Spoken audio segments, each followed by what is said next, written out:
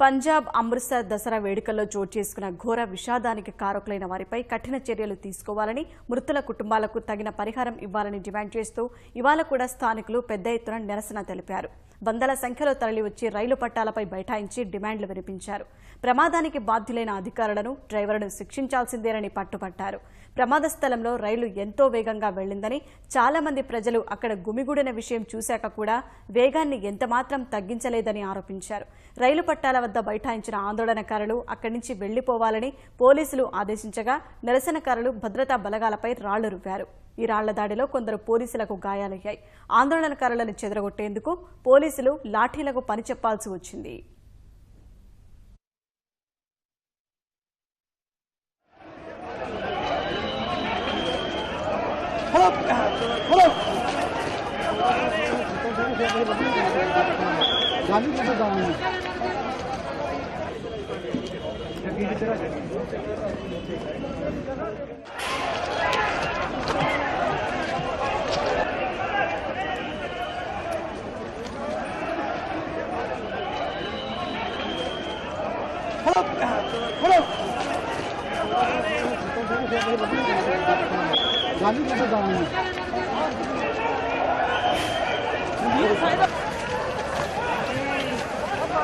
गाली